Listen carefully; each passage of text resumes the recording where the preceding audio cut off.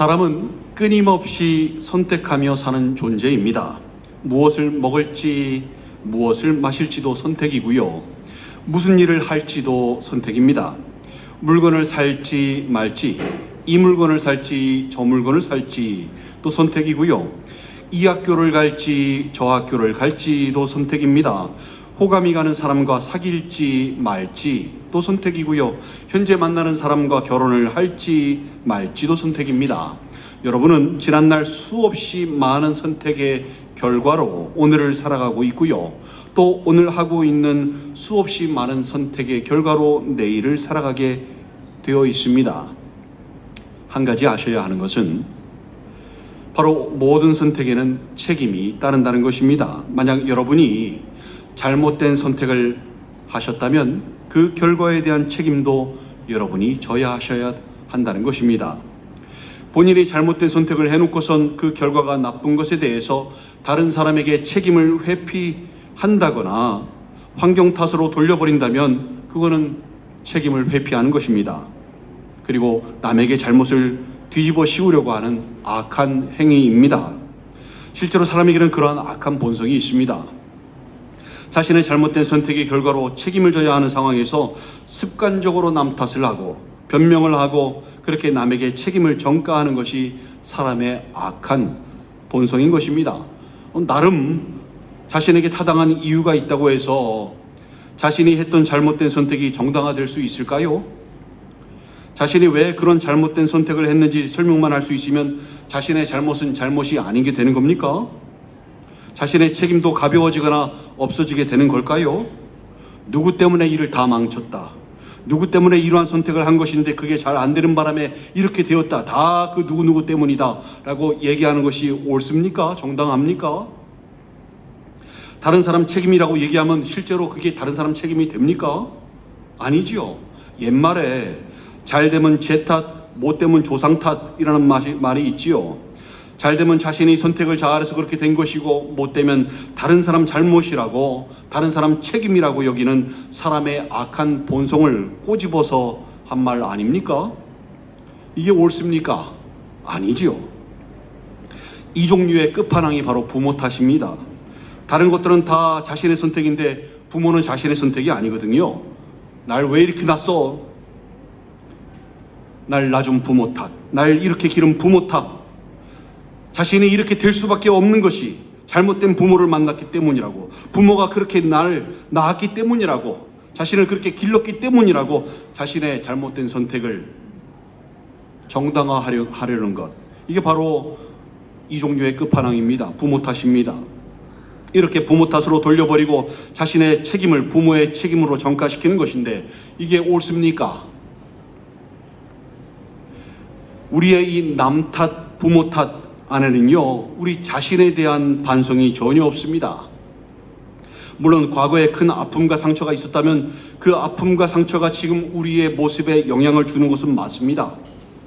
또 과거의 상처와 아픔이 우리 탓이 아니라고, 우리 잘못이 아니라고, 다른 사람 잘못이라고, 어릴 때 잘 케어해 주지 못한 부모의 잘못이라고 말해주는 것이 심리 치유와 또 정신건강의 회복에 어느 정도 도움을 주기는 합니다. 실제로 심리 치유 상담을 해보면 그게 당신 잘못 아니에요, 어쩔 수 없었지요 라고 토닥거리면서 위로해 주지 않습니까? 근데 여러분, 지금 우리의 모습이 다른 누군가의 잘못 때문이고 또 우리의 잘못되고 부정된 모습이 전적으로 과거의 상처와 아픔 때문이라고 말하는 것, 여러분 이거 옳지 않습니다. 그 안에는 사람을 잘못 믿어서 잘못된 선택을 한 우리의 잘못도 들어있기 때문이고요. 또 부모의 제대로 된 케어가 없이도 잘 성장한 사람들 얼마나 많습니까? 또 아픈 과거를 신앙으로 잘 이겨낸 수없이 많은 사람들이 얼마나 많습니까? 또 부모가 잘못 키웠다 할지라도 그것이 자신의 잘못된 길을 선택한 것에 대한 충분한 이유가 되는 것도 아니지 않습니까?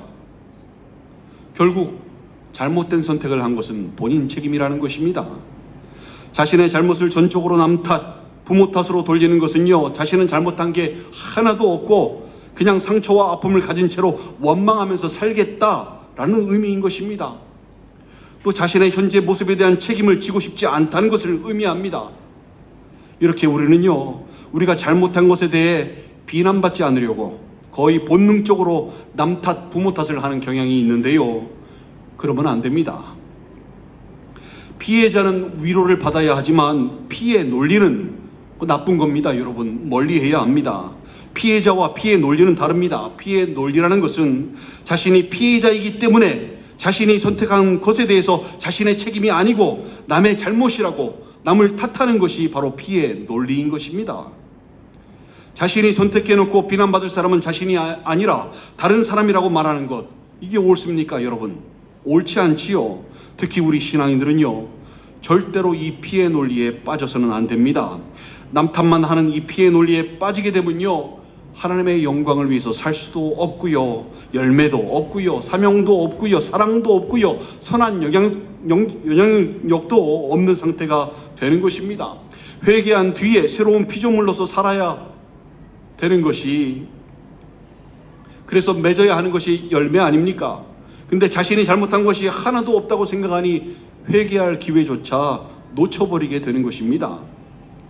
계속 남 탓만 하다가 결국에는 하나님 탓까지 하게 되는, 광야 땅에서 늘 불평불만하다가 멸망했던 출애굽 1세대들이 될 수밖에 없는 것입니다.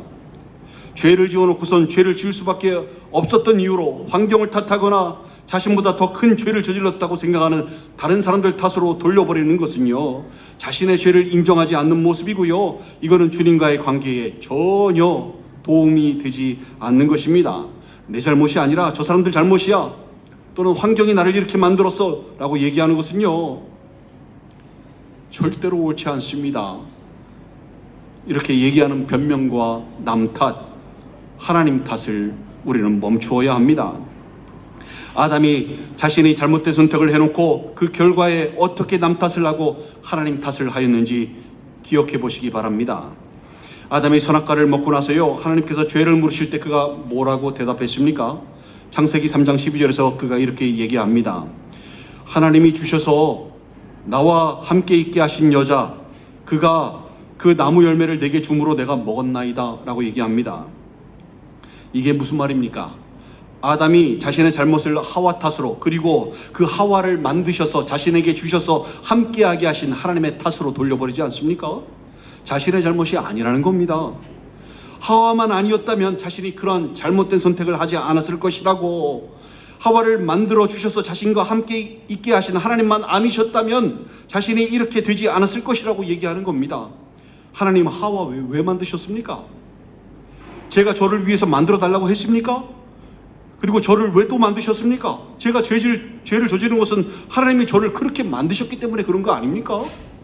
저를 만드신 하나님 책임 아닙니까? 라고 그가 그렇게 직접적으로 얘기한 것은 아니지만 그의 말 속에는 그 의미가 들어있는 것입니다. 그가 자신의 죄를 인정했습니까?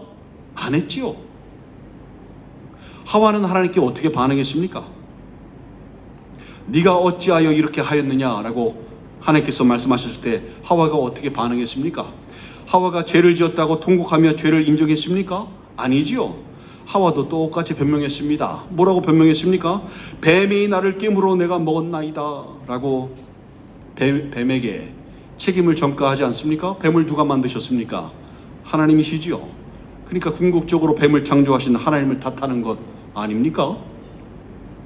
자신이 죄를 지은 것은 어쩔 수 없는 것이었다고, 자신의 죄는 죄라고 할 수 없는 것이라고, 모든 것이 사실 하나님으로부터 시작된 것이라고 하나님께 책임을 전가시키지 않습니까? 여러분, 죄를 짓는 것보다 더 나쁜 것이요, 죄를 인정하지 않는 것입니다. 왜냐하면요, 죄를 인정하지 않으면 회개할 기회조차 사라지기 때문입니다. 마귀가 여러분을 꿰어서 여러분이 죄를 지었다고 마귀 탓으로 돌리면 되겠습니까? 마귀는 원래 그렇게 꿰는 자거든요, 속이는 자거든요. 넘어간 여러분 잘못이지요. 잘못된 선택을 한 사람 책임이지요. 책임을 전가시키고 남 탓만 하는 사람은요, 절대로 심판을 면할 수 없는 것입니다. 우리는 우리가 하는 선택에 책임을 져야 합니다. 오늘 본문에서 이렇게 말씀합니다. 보라, 내가 오늘 생명과 복과 사망과 화를 네 앞에 두었나니. 우리 앞에요, 생명과 복과 사망과 화의 선택사항들이 놓여져 있습니다.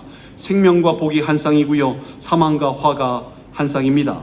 이것들 중에 무엇을 선택하느냐는 우리에게 달려 있습니다. 그리고요, 그 선택에 대한 책임도 우리가 져야 합니다. 무엇을 선택해야 할까요? 당연히 생명과 복이지요. 마태복음 7장 13절 14절에 보면요, 생명으로 인도하는 문과 길이 좁은 문 좁은 길이니 그 좁은 문 좁은 길을 선택하라고 주님께서 말씀하십니다. 좁은 문으로 들어가라. 멸망으로 인도하는 문은 크고 그 길이 넓어 그리로 들어가는 자가 많고, 생명으로 인도하는 문은 좁고 길이 협착하여 찾는 이가 적음이라 라고 말씀하십니다. 좁은 문 좁은 길은 협착하여서 가기가 힘들고 어렵습니다. 고생스럽고 인내가 필요한 길입니다. 주님만 바라보고 가야 하는 길입니다. 편하게 신앙생활을 하려고 해서는 절대로 갈 수 없는 길이고요, 영적 전투를 해야지만 갈 수 있는 길입니다. 누가복음 13장 24절에 보면요, 좁은 문으로 들어가기를 힘쓰라 라고 하였습니다. 힘쓰라 라는 것은 원어적으로 봤을 때 싸워서 이겨라, 죽을 각오로 힘을 다하라 라는 의미입니다. 좁은 문으로 들어가려면 죽을 힘을 다해서 영적인 전투를 싸워 나가야 함을 하시는 것입니다. 반면에 편하게 신앙생활을 하려는 사람들은요, 넓은 문 넓은 길로 가기를 원하는 사람들입니다. 그 문과 길은 멸망으로 인도하는 문과 길이라고 말씀하셨습니다. 넓기 때문에 편하겠지요. 편하기 때문에 많은 사람들이 찾습니다. 내 마음대로 내 뜻대로 하는 신앙생활은 참 쉽고 편합니다. 내 마음에 내키는 대로 하면 되니까, 내 육신이 하라고 하면 되니까, 나는 예수를 믿기 때문에 구원받았다, 요거 하나면 되니까 너무 쉽습니다. 하지만 여러분, 그 넓은 문 넓은 길을 선택한 결과로서의 책임은 멸망이라는 것을 잊지 마시기 바랍니다. 신앙인이라는 명분이 여러분에게 생명과 복을 저절로 가져다 주는 것이 아닙니다. 여러분이 생명과 복을 선택해야 하는 것입니다. 그게 바로 영적인 싸움입니다. 주일날 예배를 드릴지 안 드릴지도 여러분의 선택입니다. 목사의 설교를 하나님의 말씀으로 받을지 아니면 사람의 말로 생각으로 받을지도 여러분의 선택입니다. 또 들은 말씀을 떠올리며 간섭받으며 살지 아니면 애써 무시하며 살지도 여러분의 선택입니다. 또 삶을 불평불만으로 살지 아니면 주님의 선하신 은혜를 기억하며 감사로 살지도 여러분의 선택입니다. 쾌락을 더 사랑할지 아니면 하나님을 더 사랑할지, 세상의 것들을 사랑할지 아니면 주님을 사랑할지, 돈이면 다 되는 세상에서 황금 만능주의로 살지 아니면 주님을 섬기며 살지, 먹고 사는 일로 바빠서 잠시 주님을 잊고 살지 아니면 주님께 우선순위를 두고 살지, 모두 여러분의 선택입니다. 광야 땅에서 편한 삶, 편한 신앙생활을 선택하며 넓은 문, 넓은 길을 걸어갔던 출애굽 1세대들이 되지 마시기 바랍니다. 혹시 여러분이 지금까지 선택해왔던 길이 넓은 문, 넓은 길이었다면, 사망과 화였다면 여러분이 선택한 것에 대한 책임을 지셔야 합니다. 멸망이라는, 사망이라는 책임을 지셔야 합니다. 큰일 났지요. 근데 여러분, 다행인 것은 이게 끝이 아니라는 것입니다. 기회가 남아있다는 것입니다. 아직 숨이 붙어있기 때문에요. 돌이키기 위해서 생명과 복을 다시 선택할 수 있는 기회가 있는데, 돌이키기 위해서 중요한 것이 있는데요. 먼저요, 여러분, 책임을 회피하려고 하지 말아야 한다는 것입니다. 여러분의 잘못된 선택에 대한 잘못을 인정하셔야 되는 것입니다. 우리 생각에는 우리가 잘못을 인정하는 순간 우리가 모든 비난도 받고 책임도 져야 하고 그거로 끝나버릴 것 같지만, 잘못될 것 같지만 신앙생활에서는 그러지 않습니다. 우리가 잘못을 인정하는 순간, 우리가 책임을 지려고 하는 순간, 그때부터 주님과의 관계는 시작이 됩니다. 골짜기가 깊을수록 봉우리가 높아진다라는 말이 있지요. 우리가 죄인임을 알면 알수록 하나님의 은혜는 더욱 커지는 것입니다. 변명과 남 탓, 하나님 탓을 버리고 자신의 잘못을 인정하고 하나님께로 나와야 합니다. 그러면 하나님께서는요, 여러분을 긍휼히 여기시고 너그럽게 용서하시고 품에 안아주시는 것입니다. 주님 품 안에 있는 사람을 사탄이 함부로 정죄할 수 있을까요? 절대로 못합니다. 그래서 결코 정죄함이 없다라고 말씀하는 것입니다. 이 깨달음이 있어야 합니다. 이게 없으면요, 변명과 남 탓과 하나님 탓에서 벗어나지 못하게 되는 것입니다. 성경은 이 깨달음이 없이 여전히 변명과 남 탓, 하나님 탓으로 살아가는 사람들을 게으른 자라고 말씀합니다. 바로 영적으로 게으른 자를 말씀하는 것인데요, 이 영적으로 게으른 자는 항상 변명할 거리를 가지고 있습니다. 자신이 지금 주님 놓으신 십자가의 길, 구원의 길, 생명의 길을 걸어갈 수 없는 이유를 항상 가지고 있습니다. 지금 당장 회개하지 못하는 이유, 지금 당장 말씀을 보지 못하는 이유, 지금 당장 기도를 하면서 주님을 찾지 못하는 이유, 지금 당장 믿음을 지키지 못하는 이유, 지금 당장 주님의 종으로서 살아가지 못하는 이유를, 나름대로의 이유를 가지고 있습니다. 잠언 26장 13절에서 게으른 자는 길에 사자가 있다, 거리에 사자가 있다 하느니라 라고 말씀하는데요, 이 게으른 자의 눈에는 길에 있는 사자가 보입니다. 그래서 지금은 길을 걸어갈 수 없다라고 얘기하는 것입니다. 충분히 이해할 수 있을 만한 이유이지요. 길에 사자가 있는데 어떻게 갑니까? 사자가 없는 게 아닙니다. 실제로 있습니다. 그러니까 충분한 이유가 되지요. 그리고 기다렸다가 사자가 사라지면 그때 가서 가면 되니 지금 당장 길을 갈 수 없는 충분한 이유가 있어 보입니다. 근데 여러분, 주님은요, 그 사람을 게으른 자라고, 스스로 지혜롭게 여기나 실상은 어리석은 자라고 말씀하십니다.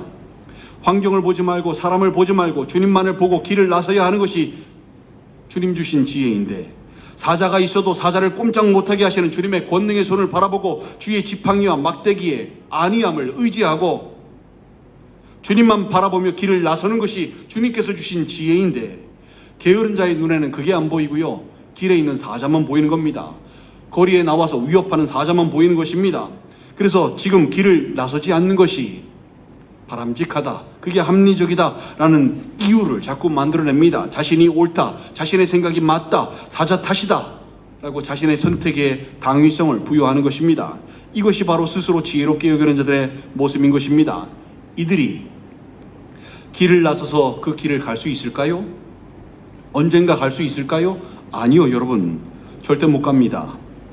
사자들이 길에서 없어지는 때가 올까요? 아니요, 없습니다. 그런 때 안 옵니다.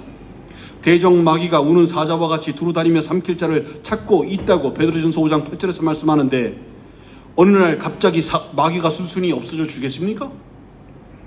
기적이 일어나지 않는 한 그 길을 절대로 못 가는 것입니다. 이들에게 영적인 희망이 있을까요? 없습니다, 여러분. 그래서 미련한 자가 더 희망이 있음이 있었지, 이렇게 스스로 지혜롭게 여기는 자, 게으른 자에게는요, 아예 희망이 없다라고 성경이 말씀하는 것입니다. 잠언 26장 14절에서 문짝이 돌저기를 따라서 도는 것 같이 게으른 자는 침상에서 도느니라 라고 말씀합니다. 문이 연결고리를 중심으로 계속 돌지요. 침상에서 내려오지 않고 계속 그 위에서 돌기만 하는 것입니다. 영적으로 깊은 잠에 들었다는 것을 말씀하는 것입니다. 잠언 19장 15절에서 게으름이 사람으로 깊이 잠들게 하나니 태만한 사람은 줄일 것이니라 라고 말씀합니다. 게으름이 사람을 영적으로 깊이 잠들게 하고 굶어 죽게 한다는 것입니다. 영적으로 아무것도 얻지 못하게 만드는 것입니다. 이 게으른 자는 주님께서 밥상을 차려주셔도 먹지를 못합니다. 잠언 26장 15절에서 게으른 자는 그 손을 그릇에 넣고도 입으로 올리기를 괴로워하느니라 라고 말씀합니다. 그릇에 음식을 입으로 넣기만 하면 되는데 주님께서 다 마련해 놓으셨는데 그걸 못해서 게을러서 영양실조로 죽어가고 있는 것입니다. 이 영적으로 게으른 사람이 멸망을 피할 수 있을까요? 없는 것입니다. 여러분이 영적으로 게으른 사람이었다면 이제 더 이상 변명과 남 탓, 하나님 탓으로 일관하는 것이 아니라 이제 주님을 찾으시고 주님과의 관계를 회복하셔야 합니다. 열심히 먹고 사느라 신앙생활하기 힘들다라고 얘기하는 것도요, 영적으로 게으른 자들의 변명이라는 것을 깨달으시기 바랍니다. 아무리 먹고 사는 것에 바빠도 신앙생활 할 수가 있습니다. 그게 우선순위이기 때문입니다. 아무리 정신이 없어도 주님을 찾을 수 있고요. 기도하고 말씀을 볼 수 있습니다. 먹고 사느라 바빠서 못한다라는 소리는요, 지금 우선순위가 잘못되었다라는 의미인 것입니다. 빨리 깨달으셔야 합니다. 누가복음 14장 16절 20절에서 주님이 비유로 말씀하시는데요, 이르시되 어떤 사람이 큰 잔치를 베풀고 많은 사람을 청하였더니 잔치할 시각에 그 청하였던 자들에게 종을 보내어 이르되 오소서 모든 것이 준비되었나이다 하매 다 일치하게 사양하여 한 사람은 이르되 나는 밭을 샀음에 아무래도 나가 보아야 하겠으니 청컨대 나를 양해하도록 하라 하고, 또 한 사람은 이르되 나는 소 5겨리를 샀음에 시험하러 가니 청컨대 나를 양해하도록 하라 하고, 또 한 사람은 이르되 나는 장가 들었으니 그러므로 가지 못하겠노라 하는지라 라고 말씀하십니다. 사람들을 잔치에 초대했는데 못 오는 이유가 무엇입니까? 밭을 샀기 때문에, 지금 그 밭에 온 신경을 기울여야 할 때이기 때문에 잔치에 갈 수 없다는 것입니다.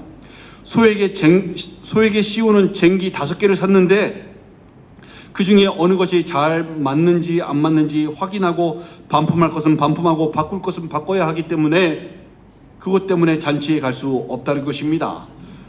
또 다른 사람은 장가 들었기 때문에 인사드릴 사람이 너무나 많아서 지금 잔치에 갈 수 없다는 것입니다. 모두 합당한 이유처럼 들립니다. 그들 중에 중요하지 않는 일이 있습니까?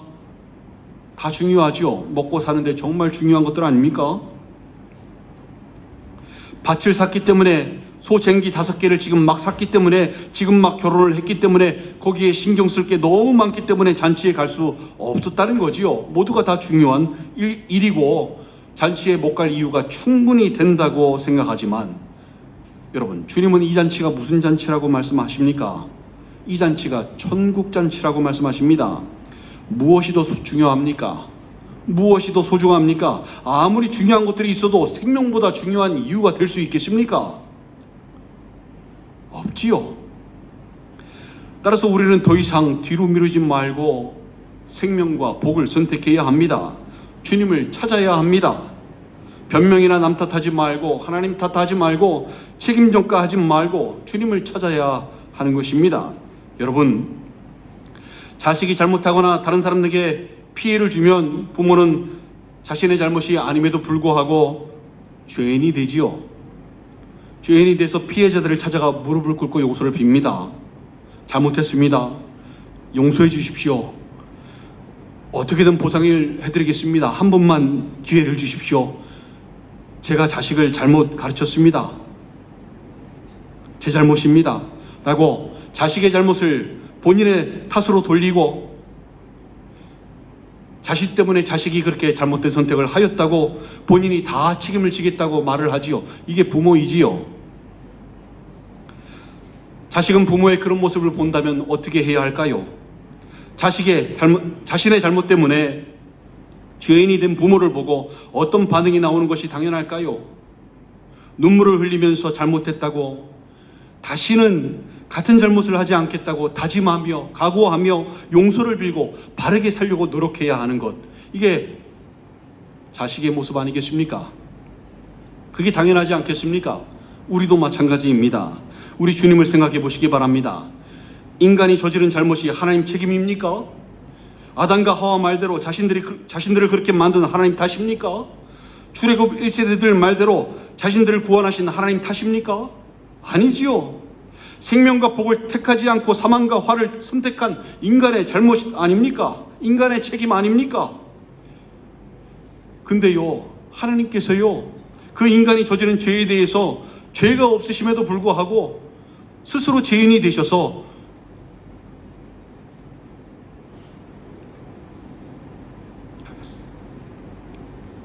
죄값을 치루어 주셨습니다.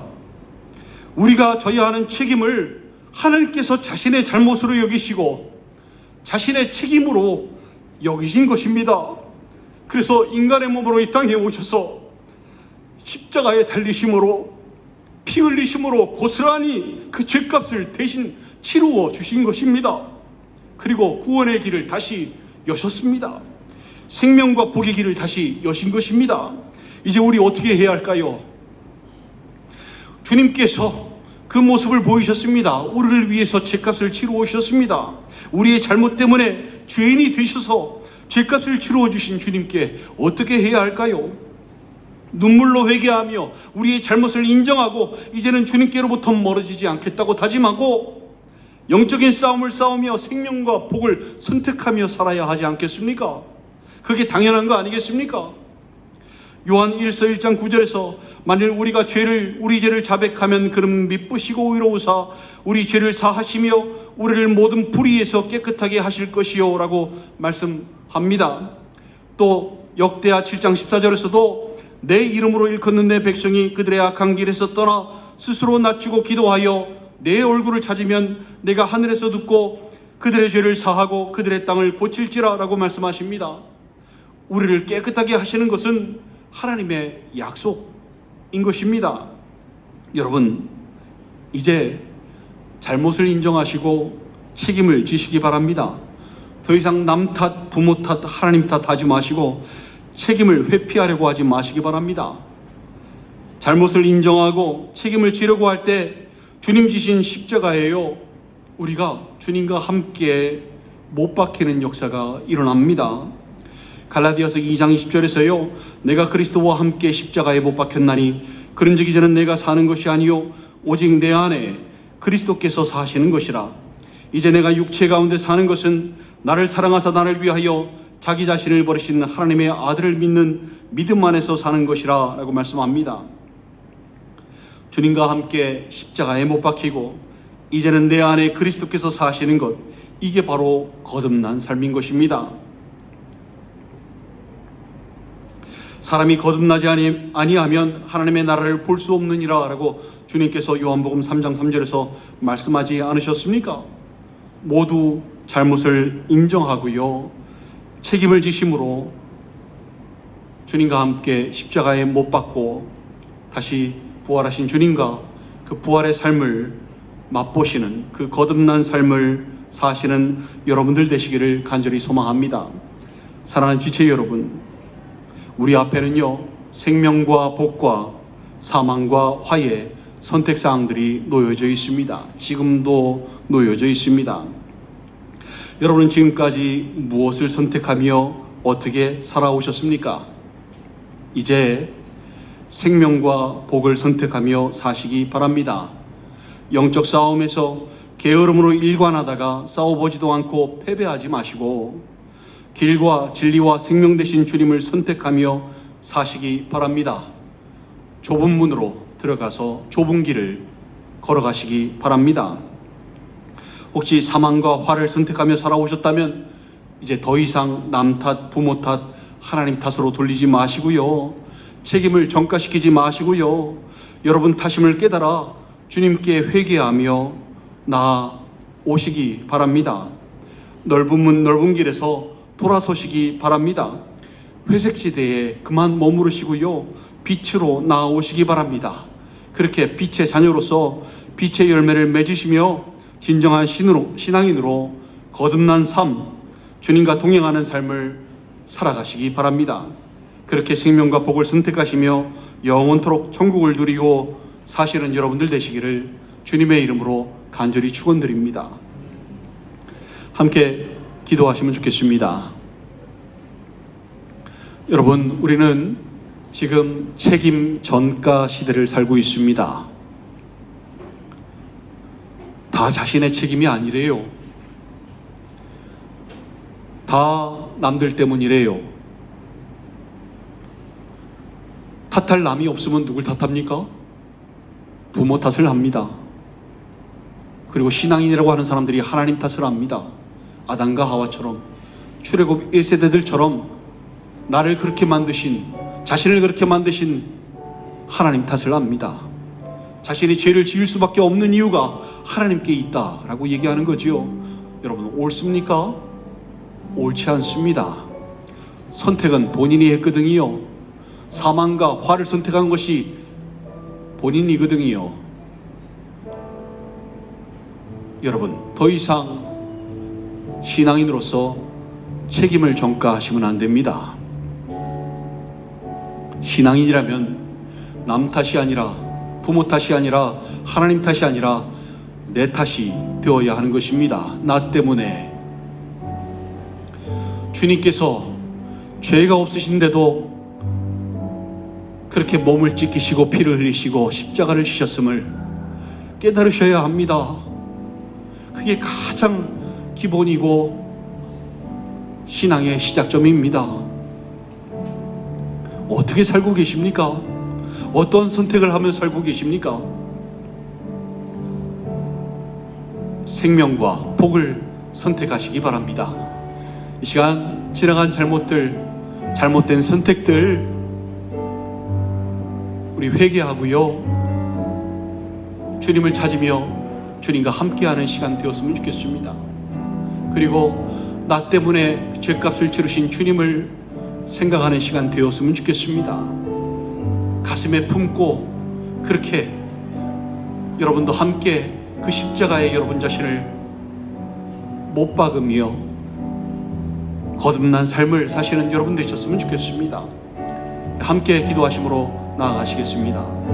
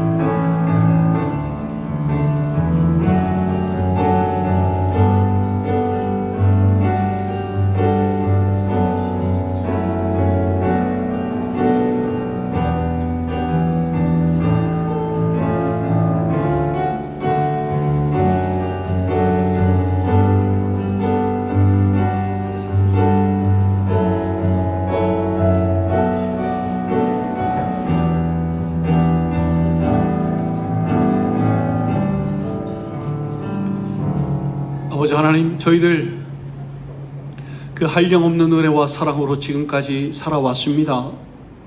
앞으로도 그 은혜와 사랑으로 살아갑니다.